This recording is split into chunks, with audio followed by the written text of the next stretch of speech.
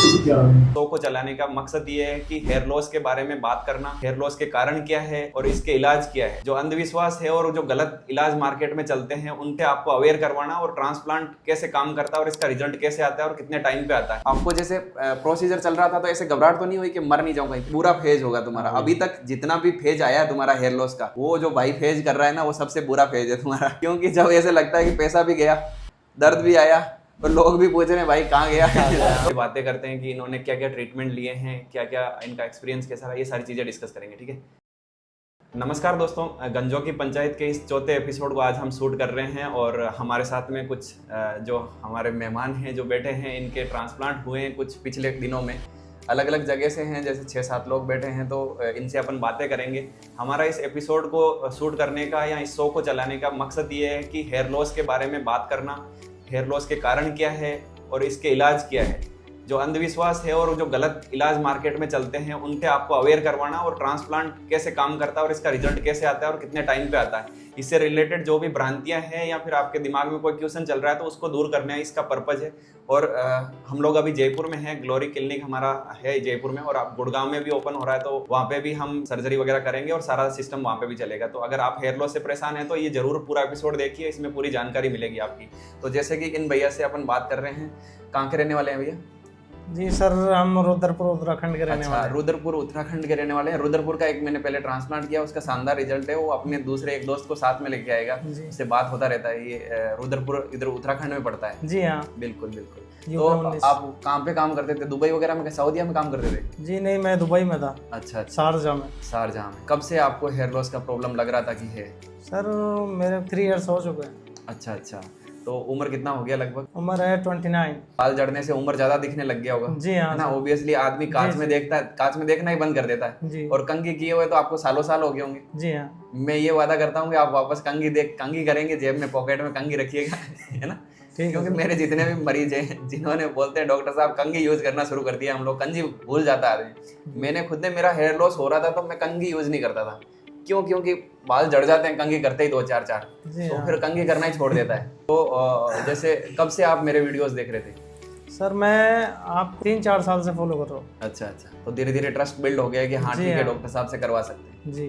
तो कैसा लगा आपको? जैसे ऑनलाइन वीडियोस देखते थे और रियल लाइफ में कोई फर्क ऐसा ही? जी नहीं, कोई फर्क नहीं। मैंने प्रूफ भी देख चुका हूँ दूसरे लोगों का। अच्छा अच्छा, इसलिए इतना ट्रस्ट हुआ तो मैं भी आ गया। ट्रांसप्लांट से क्या क्या आपको क्या लगा कि इससे पहले क्या क्या ट्रीटमेंट लिया आपने? मिनोक्सिडिल भी लगाया है, न्यू हेयर लोशन भी लगाया है, लेकिन तो कोई फायदा नहीं। कोई फायदा नहीं। तो इस हेयर लॉस का कारण, जैसे आप लोग सब लोग यहाँ पे बैठे हैं, तो सबके हेयर लॉस का एक ही कारण है, जेनेटिक्स और हार्मोन। जेनेटिक्स काम कैसे करती है? काले माँ बाप के बच्चे काले होते हैं, गोरे माँ बाप के बच्चे गोरे होते हैं, और गंजे माँ बाप के बच्चे गंजे होते हैं। इवन मैं आपको सलाह दूंगा कि आपकी जो नेक्स्ट जनरेशन होएगी, आपके बेटे और पोते या दोहिते, वो भी गंजे होने के चांसेस पूरे रहते हैं। उनके भी हेयर लॉस इसी पैटर्न पे होएगा। गारंटी नहीं है कि होएगा ही होएगा। एक माँ बाप के 2 बच्चे होते हैं तो एक का जड़ सकता है, एक का नहीं जड़ेगा। तो टोटल जो फैक्टर होते हैं हेयर को, ग्रोथ को बढ़ाने वाले, 500 फैक्टर मदर की साइड से आते हैं, 500 फादर की साइड से आते हैं। उन 1000 फैक्टर में से कौन सा आप में कोडोन एक्टिवेट हो रहा है? अगर वो हेयर लॉस वाला एक्टिवेट हो गया तो आपको साफ करके मानेगा। ये पता लग जाता है हमें शुरुआत में कि भाई बाल कितना जड़ेगा। जैसे इन भैया का आप देख रहे हैं, उम्र कितना हो गया आपका? 20 साल हुआ। तो अभी आप ऊपर करेंगे तो थोड़ा थोड़ा ऐसा लगेगा कि अंदर जा रहा है। तो आने वाले 2-4 साल के अंदर अंदर पता लगेगा कि पूरा उड़ेगा कि नहीं उड़ेगा। समझे बात? जनरली ये झड़ना स्टार्ट होता है 18-20 की उम्र में, जब अपने अंदर टेस्टोस्टेरोन हार्मोन बनना शुरू होता है। ये लड़कों में बनता है, इसलिए लड़कों में बाल झड़ते हैं। आपकी बहनें होंगी घर पे, माताएं बहनें होंगी, उनके किसी के नहीं झड़ रहा, क्योंकि उनके अंदर हार्मोन अलग तरह का बनता है, एस्ट्रोजन और प्रोजेस्टेरोन। वो हार्मोन बाल नहीं झाड़ता है, लेकिन लड़कों के अंदर ये हार्मोन बनता है और ये पीछे वाले बालों को नहीं उड़ाता, लेकिन आगे वाले बालों को खाली करना शुरू कर देता है, अगर आपकी जेनेटिक्स होती है ऐसी। तो जैसे ट्रांसप्लांट से पहले डर तो नहीं लगा कि इसमें कहीं मौत वगैरह नहीं हो जाए ऐसा? जी नहीं सर, डर क्यों लगेगा जब इतना ट्रस्ट है तो ये ट्रस्ट ही है जो आपको यहाँ तक लेके आया है, और ट्रांसप्लांट का प्रोसीजर सेफली हो गया। जी। तो प्रोसीजर वाले दिन दर्द वगैरह कितना हुआ? जैसे लोगों को डर लगता है कि दर्द होता है। बस हल्का फुल्का हुआ था जब एनेस्थीसिया दिया था ना। हाँ। बस उसी टाइम हुआ था थोड़ा, उसके बाद नहीं हुआ। इतना ही दर्द होता है इसमें, है ना? जैसे पूरा 8 घंटे का प्रोसीजर हुआ था, आपको ऐसा लगा कि 8 मिनट दर्द हुआ, पीछे वाले में 5 मिनट और 3 मिनट आगे वाले। जी। रोज रोज कांच में अपन गंजापन से जो दर्द महसूस करते हैं रोज की, यहाँ से हेयरलाइन ऊंचा चला गया, नीचे चला गया, उससे बेटर है कि एक दिन थोड़ा सा सहन करवा लेंगे। जैसे आप इन भैया से मिलेंगे, आप सीकर के रहने वाले हैं। हाँ, तो आपके ट्रांसप्लांट हुए लगभग 1-1.5 महीना हो चुका होगा। तो दोस्तों, अगर 1.5 महीने पे अगर आपका भी ऐसा दिखे तो घबराइएगा मत। मैं आपको जब ट्रांसप्लांट करता हूँ तो पहले समझाता हूँ भाई 3 महीने से ये आना स्टार्ट होता है। जैसे खेत में अपन फसल रोप देता है किसान, तो ऐसा नहीं है कि पहले ही दिन उसका फली आ जाएगा, उसको 3-4 महीने लगता है। वैसे के वैसे इसका भी बीज होता है, वो बीज चमड़ी के अंदर अपने थोड़ा गहराई पे डाला होता है। जैसे आपको मैंने बताया होगा, ग्राफ्ट इतना लंबा होता है, मतलब अंदर जैसे आपका ट्रिम किया फिर अपने ग्राफ्ट बाहर निकाला तो इतना लंबा होता है, तो उसकी जड़ इतनी गहरी है कि वो वहां से यहाँ तक पहुंचने में उसको 3 महीना लगता है। किसान नहीं है, खेती करने जाएंगे तो आप सोचेंगे कि पहले ही दिन मेरी फसल पक जाए, लेकिन जो नॉर्मल किसान खेती करता है उसको पता है कि मैंने आज बीज उगाया तो 4 महीने तो मिनिमम लगेंगे, तो उसको इतनी घबराहट नहीं होगी जो रेगुलर किसानी करता है। अपन लोग नया नया जाके खेत में फसल उगा देंगे तो अपन को लगेगा यार पहले ही दिन अपन का तो फल ही आ जाना चाहिए। रोज खोद खोद के देखोगे कि दाना कितना बड़ा हुआ है तो वो दाना पूरा ही मर जाएगा भाई। तो तुम लोगों को घबराने की जरूरत नहीं है। एक बार ट्रांसप्लांट हो गया तो 3 महीने रिलैक्स होकर आराम से वेट करते रहिए, समझे बात। 3 महीने पे ऐसा ही 3 महीने लगभग 2.5-3 महीने के निकलना स्टार्ट होता है। जैसे अभी आप हाथ रगड़ेंगे तो आपको ऐसा पॉइंटेड महसूस होएगा कि कुछ निकल रहा है। क्या क्या प्रॉब्लम्स आई आपको पिछले 1.5 महीने में अंदर, कुछ ऐसी कोई प्रॉब्लम जिसकी? कुछ भी प्रॉब्लम रिलैक्स बिल्कुल। और घर वाले क्या बोलेगी, ट्रांसप्लांट कैसे करवाया, क्या करवाया, इसके बारे में? नहीं, कुछ भी नहीं। कुछ भी नहीं बोले? घर वालों को बता के करवाया था ऐसे ही? नहीं, घर वालों को तो बाद में बताया। बाद में बताया। तो मोस्ट ऑफ जो ये लोग मेरे पास यहाँ पे रुकते हैं, ये घर वालों से बिना बताए करवाते हैं। ऑब्वियसली घर वालों को ऐसा लगता है कि बालों की इतनी कहाँ जरूरत है, क्योंकि उनके जमाने में शादी 20 साल की उम्र में हो जाता था, समझे बात। और फोन का जमाना नहीं था, सोशल मीडिया नहीं था, तो और लड़का लड़की को देखने का कोई ऐसा क्रेज ही नहीं था, समझे बात। घर वाले शादी कर देते थे। आज का जमाना उल्टा हो गया, आजकल हर आदमी फोन में फोटो चेक कर लेता है। कोई लड़की वाला अगर लड़के को देखने आ रहा है तो वो पहले से ही तुम्हारी सोशल मीडिया भांप चुका है कि आदमी गंजा है कि नहीं है, वो देखने ही नहीं आएगा, समझे बात। तो ऐसा का ऐसा होता है। तो अब अपन को ये छुप के करवाना पड़ता है। मोस्ट ऑफ लड़के मेरे पास आते हैं जो करवाने के लिए अपने दोस्त को साथ में लाते हैं या फिर किसी दूर दराज के रिलेटिव को लेके आते हैं और फिर करवा के चले जाते हैं। तो 4-5 दिन वो यहाँ पे भी रुकते हैं कि ठीक है, घर वालों को पता नहीं लगे, 5 दिन बाद में घर पे जाएंगे। तो घर वालों ने पहली बार देखा तो क्या रिएक्शन था उनका? कुछ भी नहीं, ये बोले कि क्यों लगवाया है। हाँ, आएगा कि नहीं आएगा। अब जैसे बहुत मजाक उड़ा रहे होंगे कि पैसा बर्बाद कर दिया तूने, तो ऐसा बिल्कुल भी नहीं है। आपको 3 महीने तक सब्र रखना है। जैसे अभी मैं रिजल्ट भी दिखाऊंगा आपको लैपटॉप के अंदर। उनका वो सिक्कर के ही रहने वाले हैं और कलकत्ता में MBBS कर रहे हैं। तो उनका हमने 9-10 महीने पहले ट्रांसप्लांट किया। कल रात को उन्होंने मैसेज किया कि थैंक यू डॉक्टर साहब, मेरे लिए वर्ड नहीं है कि बोलने के लिए, ऐसा कुछ उन्होंने मैसेज किया। मैंने पोस्ट भी डाली थी उनकी। ये रियल रिजल्ट है, ऐसा नहीं है कि हम कुछ गड़बड़ कर रहे हैं कि भाई कोई AI जनरेटेड बना रहे हैं, समझे बात। और ये इसका प्रूफ मैं खुद बैठा हूँ, मेरा खुद का आपने देखा होगा, पहले बाल पूरा ही साफ हो गया था और बाल उड़ने के बाद में एक आदमी अलग पर्सनालिटी जीता है। उसको लगता है कि मेरे में तो अब इस जन्म का तो हो गया, अगला जन्म लेना पड़ेगा वापस से। तो अभी 3-4 महीने में आपका लुक काफ़ी अच्छा हो जाएगा। तो ऑब्वियसली ये चीज़ें अच्छी होएगी। लोग ऐसे नहीं बोल रहे हैं कि आएंगे कि नहीं आएंगे, हर आदमी यही सोचता होगा क्यों लगवाए हैं, क्यों लगवाए, आए ही नहीं, पैसा बर्बाद हो गया। ये तो घबराने की जरूरत नहीं है। जो हमारे मेहमान हैं इनसे अपन बात करते हैं। ये इनका ट्रांसप्लांट कल हुआ था और आगे के ये एरिया से हेयर लॉस हो रुका था इनका। जैसे मेरा जैसा हेयर लॉस था वैसा ही था, और हेयर लाइन थोड़ी सी अंदर चली गई थी। ऊपर जो बाकी बचे हुए हैं वहाँ के बालों की कंडीशन ठीक थी, तो यहाँ पे हमने कुछ भी नहीं किया। जो हेयर लाइन आगे से पीछे गया था वहाँ पे ट्रांसप्लांट किया। बिल्कुल हेयर लाइन को आगे से जिग जैग रखा है। तो आप क्या सोच के आए थे, ऐसा ही काम सोच के आए थे या फिर कुछ और? नहीं, मैं जैसा सोच के आया था वैसा ही हो गया। हाँ। हाँ बिल्कुल। तो घर वालों को बता के करवाए हैं या नहीं, अभी बता के नहीं करवाया, ऐसा बोल के आया हूँ कि कंसल्ट करने जा रहा हूँ। कंसल्ट करने जा रहे हैं। मुझे अच्छा लगा, मैंने यहीं रुक के करवा लिया। बिल्कुल। मैं ऑब्वियसली जो भी मेरे पास ट्रांसप्लांट के लिए आते हैं या क्यूरीज के लिए आते हैं, तो पहले सारे डाउट क्लियर कीजिए आप। डाउट क्लियर होएगा तभी आप। तो दर्द वगैरह कैसा रहा? थोड़ा थोड़ा 5-10 मिनट दर्द रहा पूरे 8-10 घंटे में। हाँ, ज़्यादा दर्द नहीं था, बस सुई चुभ रही, इतना था थोड़ा सा दर्द। ठीक है। तो अब कब तक रुकने वाले हैं यहाँ पे? बस अभी एक दिन एक दिन फिर घर पे जाएंगे? हाँ, घर यहाँ दोस्त के पास में? नहीं, घर जाऊंगा डायरेक्ट। तो घर वाले बोलेंगे, डरेंगे नहीं कि ये माथे में कितना पट्टी बांध रखा है ये वो? नहीं, पहले बताता था तो रोक देते, अब कर लिया है तो अब मान जाएंगे। एक्चुअली घर वालों को इस बात से डर लगता है कि ये जो पीछे पट्टी दिखता है ना, इतना बड़ा, लगता है कि कोई दिमाग का बड़ा ऑपरेशन करवा लिया है। तो ये दिमाग का ऑपरेशन नहीं है, खाली चमड़ी का ऑपरेशन है, समझे बात। अपन हड्डी तक जाते ही नहीं है। अपना जो दिमाग है एक हड्डी से कवर रहता है, उसके अंदर रहता है। तो अपन उस हड्डी तक जा ही नहीं रहे, अपन खाली चमड़ी में ही कर रहे हैं जो भी चीज कर रहे हैं, पीछे से निकाल के आगे की तरफ लगाना। तो स्किन की जो लेयर है उससे ही मतलब निकाल लेते। तो आप जैसे आए यहाँ पे कंसल्ट किए, तो आप टेक्निक को लेके कंफ्यूज नहीं हुए क्या? मार्केट में आप जो भी सोशल मीडिया इन्फ्लुएंसर देखेंगे, कोई न कोई टेक्निक पे बात करेगा। वो ये बात नहीं करेगा कि रिजल्ट कैसे आता है, क्या आता है, क्या साइड इफेक्ट हो सकता है, इन चीज़ों पे कोई बात नहीं करेगा। सीधा ही बात करेगा कि टेक्निक मैंने फलाने टेक्निक से कराया, मैंने फलाने टेक्निक से करवाया। तो आपके दिमाग में नहीं आया कि कौन सी टेक्निक से करेंगे डॉक्टर साहब? मेरे दिमाग में ये था कि मुझे रिजल्ट अच्छा चाहिए। बिल्कुल यही बात है। मार्केट में क्या है कि जैसे कि अब आपने जैसे ट्रांसप्लांट करवा लिया, अब मैं आपको बोलूँ कि मैंने फलानी टेक्निक से किया, तो आपको कुछ पता है क्या कि वहाँ पे तो ऑपरेशन थिएटर में तो कुछ पता नहीं लगता। जिस चीज़ के बारे में आपको पता ही नहीं है, आप एकदम अभिज्ञ हैं जिस चीज़ों के बारे में। मैं एक नॉर्मल डॉक्टर को भी बोलूँगा ना, तो उसको भी पता नहीं है टेक्निक के बारे में। भाई हमारा काम है आपको माथा भर के देना, समझे बात? ऐसा नहीं कंफ्यूज करके 5 चीज बताएं कि भाई ये चीज ऐसा, ये चीज ऐसा, ये चीज ऐसा और सबसे अच्छा ये है और सबसे महंगा ये है, तो आप ये करवा लीजिए। समझे बात? क्योंकि आपको इन पांचों के बारे में कुछ पता नहीं है, और जो 5 चीज बता रहा है ना वो भी ऑपरेशन थिएटर में ले जाके वही चीज कर रहा है जो मैंने आपके की है। तो मेरा काम है रिजल्ट देना, तो इसलिए मैं टेक्निक पे कम बात करता हूँ। सिंपल सा फंडा है, पीछे से FUE से निकाला जाता है, फिर आगे की तरफ छेद बनाया जाता है और फिर लगाया जाता है। समझे बात? और यही सारी क्लिनिक्स में होता है। ऐसा नहीं है कि अपन को 5 ग्राफ्ट लगाने होते हैं जिसमें कोई पेन में लोड कर रहा है इधर उधर लगा रहा है, तो वो खाली 5 ग्राफ्ट आपको वीडियो शॉर्ट्स बना के देते हैं कि भाई ऐसे करेंगे, लेकिन रियल में जो काम होता है ना वो ऐसे ही होता है। समझे बात? जिसमें इतने सारे ग्राफ्ट लगाना पॉसिबल नहीं है उस पेन से लगाना जो मार्केट में बताते हैं कि इस पेन से कराओ, उस पेन से कराओ। तो हेयरलाइन वगैरह कैसे आपकी ठीक लग रही है आपको? हाँ बढ़िया लगा। बाकी सब लोगों की हेयरलाइन कैसे है? ठीक दिख रही है? अलग इस हेयरलाइन के जैसे कुछ लोगों के ऊपर रखी हुई है, कुछ लोगों के नीचे रखी हुई है, तो उसका पर्पज अलग अलग है। जैसे किसी का एरिया बड़ा होता है तो उसको ऊपर रखी जाती है ना? किसी का डोनर कमजोर होता है तो भी ऊपर रखी जाती है, जिनका डोनर ठीक ठाक होता है तो थोड़ी नीचे रखी जाती है।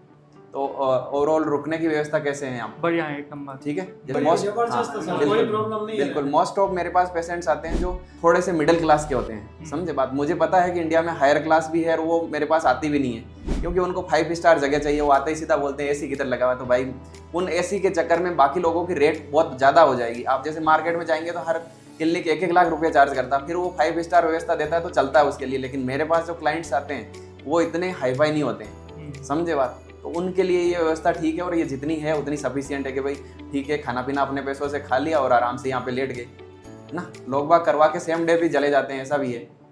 बाकी सेफ तरीके से किया जाता है। इसमें जो एनेस्थीसिया की दवाई लगाई जाती है बिल्कुल लिमिटेड मात्रा में लगाई जाती है ना। जैसे ये अल्कोहल की तरह है, दारू पीना क्वांटिटी और क्वालिटी पे डिपेंड करता है। अगर आप घटिया क्वालिटी का पियेंगे तो भी मौत हो सकता है, और बहुत ज़्यादा मात्रा में पियेंगे तो भी मौत हो सकता है। वैसे एनेस्थीसिया का सही क्वालिटी और सही क्वांटिटी अगर बहुत ज़्यादा मात्रा में लगाएंगे तो इस हेयर ट्रांसप्लांट से भी एलर्जिक रिएक्शन हो सकती है और मौत भी हो सकती है। तो हम लोग इसमें ट्रेंड है कि कितनी मात्रा लगानी है और कितनी नहीं लगानी। आपको जैसे प्रोसीजर चल रहा था तो ऐसे घबराहट तो नहीं हुई कि मर नहीं जाऊँ कहीं पे? नहीं, ऐसा तो ऐसे ख्याल भी नहीं आया, और ऐसा पॉजिटिव सोचा था मैंने, तो ऐसा कुछ होना नहीं है। बिल्कुल बिल्कुल। ऐसा हम 1 सेकंड के लिए भी नहीं होने देते हैं कि भाई कुछ गड़बड़ हो जाए, क्योंकि हम पहले मरीज को संतुष्ट करते हैं कि भाई हम लोग करने वाले क्या हैं और क्या होएगा इस प्रोसीजर में। चलिए ठीक है। तो कैसे है भैया, आप कहाँ के रहने वाले हैं? नागपुर के रहने वाले हैं। चलो बढ़िया है। तो आपका ये हेयरलाइन थोड़ा थोड़ा पीछे गया हुआ था और पीछे वाले में थिनिंग हो गई। हाँ, पीछे से पतला हो गया तो हेयरलाइन इशू हो गया। कैसे आप काम से संतुष्ट हैं? एकदम, है ना? जैसे पीछे वाले में भी अपन ने फिलिंग की है और आगे वाले में हाई डेंसिटी में किया, और हेयरलाइन भी बिल्कुल आगे से जिगजैग रखा हुआ है। तो कुछ पूछना चाहते हैं आपको क्वेश्चन? नहीं, क्वेश्चन तो कोई नहीं, बस वो रिजल्ट मतलब सेंडिंग पे चलता है ना। हाँ, वो तो वो उसका सबसे बुरा फेज होगा तुम्हारा। अभी तक जितना भी फेज आया है तुम्हारा हेयर लॉस का, वो जो भाई फेज कर रहा है ना वो सबसे बुरा फेज है तुम्हारा। क्योंकि जब ऐसे लगता है कि पैसा भी गया, दर्द भी आया, और लोग भी पूछ रहे हैं भाई कहाँ गया, तो रिजल्ट आया नहीं, तो अब लोगों को ऐसे लगता है कि यार क्या जवाब दूं। समझे बात? तुम्हें पता है कि आ जाएगा, लेकिन लोग रोज भी मिलता है भाई क्या हो गया तेरा, आया नहीं, है ना? आ जाएगा, तुम कितना भी आ जाएगा बोलोगे, लेकिन लोग तुम्हें गोद गोद के बोलेंगे भाई आया नहीं, तुम्हारा फेल हो गया। समझे बात? कम से कम मान के चलिए कि 20 लोग आपको बोलेंगे ये ट्रांसप्लांट की जर्नी में कि भाई तुम्हारा फेल हो गया, लेकिन तुम्हें घबराना नहीं है, मेरे पे ट्रस्ट करना और मेरे वीडियो देखते रहना। समझे बात? ये एक इमोशनल जर्नी है जिसमें घबराना नहीं है। समझे बात? 3 महीने के बाद में मेरे लगाए हुए बाल आना स्टार्ट होंगे और 6-7 महीने तक आ जाएंगे। जैसे नेक्स्ट हमारे मेहमान जो हैं वो बंसल जी हैं, और ये महाराष्ट्र के रहने वाले हैं। जी बिल्कुल। कैसे हैं आप बताइए? बढ़िया सर। कितने दिन हो गए ट्रांसप्लांट हुआ? अभी 5वां दिन चल रहा है। 5वां दिन चल रहा है। तो आज ये पट्टी हटा देंगे। तो जिन भाइयों की ये पट्टी लगी रहती है माथे में, ये 5वें दिन शाम को हम हटा देते हैं। ये घर पे भी हटा सकते हैं और यहाँ पे भी हटा सकते हैं। जैसे यहाँ पे रुके हुए हैं तो आज हम इस पट्टी को हटा देंगे। 5 दिन बाद में ये पीछे वाला पूरा भर जाता है। जैसे इन भैया के देखेंगे यहाँ पे पीछे की तरफ, ये आज 5वां दिन हुआ है इनका भी, तो ये पट्टी हटाने के बाद में बिल्कुल ठीक दिख रहा है। तो ये भैया तो आज घर पे जाएंगे और आप 1-2 दिन और रुकेंगे। जी सर। चलिए ठीक है। तो आपके कुछ क्वेश्चंस? क्वेश्चन ये है सर, जैसे हम लोग महाराष्ट्र से आते हैं, वहाँ बारिश होती रहती है। बिल्कुल, बारिश से कोई घबराने का जरूरत नहीं है। बारिश का पानी साफ सुथरा होता है। आप 4थे दिन के बाद में बारिश में भीग सकते हैं। जैसे भैया का पीछे वाला ठीक हो गया, आगे वाला भी ठीक हो गया। आज चाहिए तो ये भैया अपने बाथरूम में जाके नहा सकते हैं। इधर वाले एरिया को कुचरना नहीं है, नहा सकते हैं। वैसे के वैसे आप भी 5 दिन बाद में बारिश में नहा सकते हैं। बट बारिश में पानी डायरेक्ट नहीं गिरना चाहिए। इतना तेज नहीं आएगा वो। आप सोच रहे होंगे बहुत तेज से आएगा और ग्राफ्ट को बाहर निकाल देगा। ग्राफ्ट इतना बाहर नहीं चिपकाया मैंने। आपको ये लगता है कि नीचे झुक गया तो ग्राफ्ट गिर जाएगा, तो ऐसा बिल्कुल ही नहीं सोचना है। ग्राफ्ट को हमने एक छेद बनाया उसके नाप का ही, और उसके अंदर इतना गहराई पे डला हुआ है वो, तो अगर पकड़ के भी खींचेंगे ना तो भी बाहर नहीं निकलेगा। हालांकि सोशल मीडिया पे अलग अलग तरह के लोग आते हैं और बोलते हैं भाई मेरी सलाह ये है कि नीचे मत झुकना, ये मत झुकना, तो नीचे झुकने का कोई कंसेप्ट नहीं है। आप बारिश में या बाथरूम में जाके 5 दिन बाद में नहा सकते हैं, ठीक है। और कोई डाउट? और सर जैसे ये रहता है मतलब मेडिसिन वगैरह टाइम से लेनी चाहिए? मेडिसिन ऐसा है कि मेरे ट्रांसप्लांटेड वालों को 5 दिन की मेडिसिन चाहिए होती है, अमोक्सिक्लेव, डेक्सामेथासोन और एसिक्लोपिसियम पेन किलर वगैरह। एलर्जी होती है तो लियोसिट्राजिन, मोंटेलुकास। आपके जो माथे में पहले से बाल थे, अगर अनमेरिड हैं तो मैं चाहता हूँ कि शादी तक वो बाल बचे रहें ताकि डेंसिटी अच्छा दिखे। उन बालों को बचाने के लिए मेडिसिन दी जाती है, जनरली मिनॉक्सिडिल और फिनेस्ट्राइड। बायोटिन का भी इतना रोल नहीं है, विटामिन का भी इतना रोल नहीं है। मिनॉक्सिडिल और फिनेस्ट्राइड एक तरह का वेंटिलेटर है जो बालों को गिरने से बचाता है। तो ये आपकी चॉइस है, अगर आपको पहले वाले बाल बचाने हैं एटलीस्ट शादी तक तो लेना चाहिए, नहीं तो नहीं लेना चाहिए। और जैसे सर खाने में मतलब कुछ परहेज? कोई दिक्कत नहीं, सब कुछ खा सकते हैं। खाना आप मुंह से खाते हैं, वो बालों में नहीं जाता है। कुछ वो लोग बोलते हैं ना गाँव कोई दिक्कत नहीं है भाई, वो गाँव सब में बोलते हैं नहीं ना नहीं खट्टा नहीं चीज नहीं खाना चाहिए, नहीं नहीं नहीं नहीं, वो पेट का ऑपरेशन होता है ना, जिनकी आंतों का ऑपरेशन होता है उनको बोलते हैं भाई दही मत खाना, ये नहीं खाना, वो खाना। ये अपने चमड़ी का ऑपरेशन है, यहाँ पे ऐसा नहीं है कि खाना सीधा पहुंच के वहां जाएगा। खाने को पहले ब्लड में जाना पड़ेगा। पसीना शुरुआत के 10 दिन तक थोड़ा पसीना नहीं आना चाहिए, बाद में पसीना भी आ सकता है। अच्छा। समझ गए बात? कितना भी आओ फिर तो कितना भी आओ कोई दिक्कत नहीं, आप फुल दबा के काम कर सकते हैं खेत में। समझे बात? पसीना आएगा तो भी कोई फर्क नहीं पड़ेगा। हेड वॉश के बाद हेड वॉश के बाद में कुछ भी करें, ठीक है। और कुछ? बस यही सर। स्मोकिंग और एल्कोहल से थोड़ा दूरी बना के रखें 7 से 10 दिन। मैं खाने पीने का कुछ स्पेशल नहीं बोलता हूँ, बट 7 से 10 दिन स्मोकिंग और एल्कोहल से बचना चाहिए। स्मोकिंग से क्या, खून की नस जैसे इतना चौड़ा होता है ये सिकुड़ जाता है, तो स्मोकिंग से बचना है। फोटो देख रहे हैं, इन भैया का हमने ट्रांसप्लांट किया था लगभग 10 महीने के आसपास में। तो ये जैसे इन भैया की कंडीशन है वैसी कंडीशन थी, और इनको जब ट्रांसप्लांट हमने किया तो बोल के किया कि भाई अपन एक बार में जितना मैक्सिमम करेंगे उतना कवर कर देंगे, और पीछे बचे हुए में हम 6 महीने बाद में फिर लगाएंगे। तो बोले ठीक है डॉक्टर साहब, कोई नहीं, एक बार सीधे सीधे जैसे भी बिखेरो पूरे में बिखेर दो, मेरे को लगेगा जरूर तो मैं 6 महीने बाद में फिर पीछे वाले में कराऊंगा। तो पीछे वाले में 6 मंथ बाद में किया था। तो टोटल आज 10 महीने हो चुके हैं, तो इनका अपन रिजल्ट देखेंगे। जैसे ये हमारी क्लिनिक का ही है, तो इसमें आप देख सकते हैं। तो जैसे पूरा एरिया खाली है ऊपर का, है ना, ग्रेड 6-7 का हेयर लॉस है। तो आगे से ये जो लाइन खींची है यहाँ तक अपने अच्छी डेंसिटी में किया था, और दूसरा जो पीछे बचा हुआ उसमें थोड़ा सा कम किया था ताकि हम पूरा एरिया कवर कर पाए। इनके दाढ़ी से भी निकाले थे जब पहली बार किया था हमने। देख सकते हैं आप, ये पूरा गंजा आदमी है ना। तो थैंक यू दोस्तों इस वीडियो को पूरा देखने के लिए। इसमें मैंने बहुत सारे आपके क्यूरीज थे जो हमने सॉल्व करने की या बात करने की। तो वीडियो अगर अच्छा लगा है तो शेयर कीजिए, लाइक कीजिए और सब्सक्राइब कीजिए, और लोगों को दिखाइए कि ऐसा होता है। और आपको लोगों को कैसा लगा, ठीक लगा? इस टाइप की पंचायत ऑर्गेनाइज करनी चाहिए। बिल्कुल, हम कोशिश करेंगे कि हर 7 दिन में एक ऐसा वीडियो लाएं जिससे आप जैसे भाई लोग जो परेशान है इस चीज़ से और सोचते हैं कि ट्रांसप्लांट करवाएं कि नहीं करवाएं, तो एक बार वीडियो देख लेंगे तो काफ़ी क्लियरिटी हो जाएगी। और जब इतने सारे लोगों को साथ में देखते हैं तो लगता है कि मैं भी करवा सकता हूँ। समझे बात? जब तक आप यहाँ पे नहीं आए तब तक आपके दिमाग में 1000 क्वेश्चन आया होगा कि करवाना चाहिए कि नहीं करवाना चाहिए, मौत नहीं हो जाए, ये नहीं हो जाए, ये नहीं जाए। लेकिन यहाँ पे जैसे ही आपने 3-4 जनों को देखा आप रिलैक्स हो गए कि भाई इतना भी डरने का जरूरत नहीं है, यहाँ पे इतने सारे लोग बैठे हैं, मतलब हम भी सेफ है। Okay, thank you, bye bye.